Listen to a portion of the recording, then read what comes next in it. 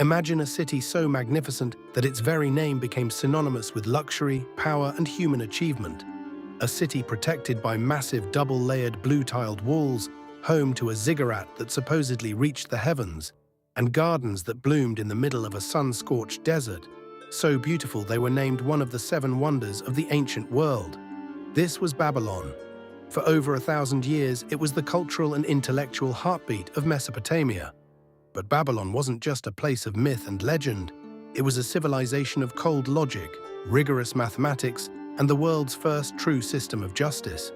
Today, we're traveling back to the banks of the Euphrates to discover how the Babylonians built the foundations of modern law, time, and science. Babylon was located in the cradle of civilization, in the fertile plains between the Tigris and Euphrates rivers, about 50 miles south of modern-day Baghdad, Iraq.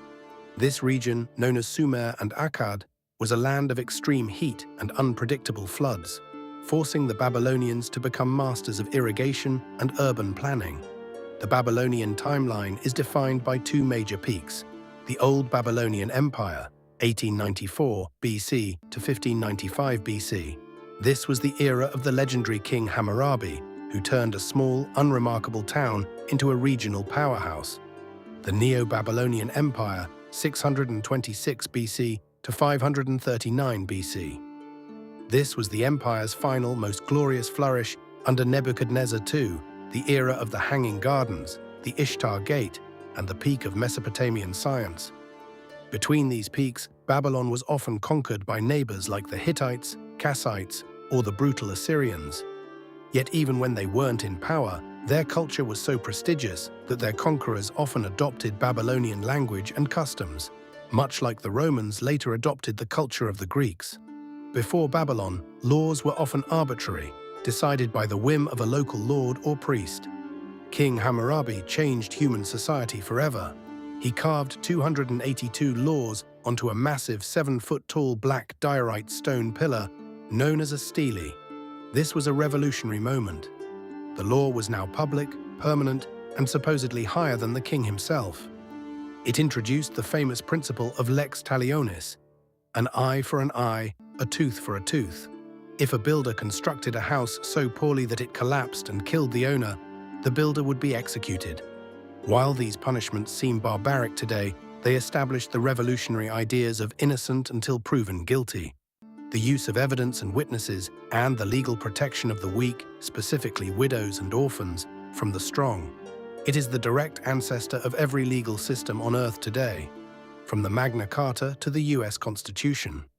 Under Nebuchadnezzar II, Babylon became a visual masterpiece, designed to intimidate any traveler who approached it. The city was surrounded by a massive moat and a double wall so wide that 2 4-horse chariots could supposedly pass each other on top of them. The Ishtar Gate was the grand entrance to the inner city. It was constructed using glazed bricks of a deep, brilliant blue, which would have shimmered like a jewel under the desert sun.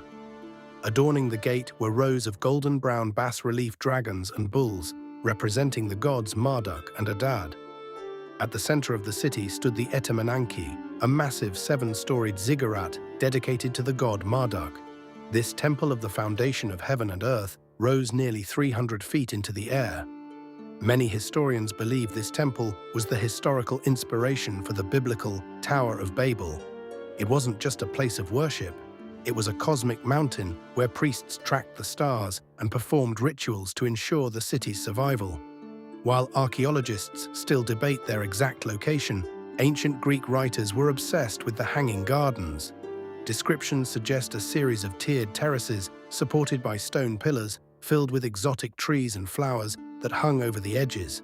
To keep these gardens alive in the 110-degree heat, the Babylonians engineered sophisticated chain pumps that lifted water from the Euphrates River to the highest levels, a marvel of hydraulic engineering. If you want to know how important Babylon is today, just look at your watch.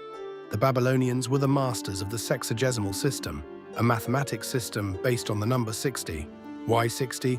Unlike the number 10, which is only divisible by 1, 2, 5, and 10. The number 60 is divisible by 1, 2, 3, 4, 5, 6, 10, 12, 15, 20, 30, and 60.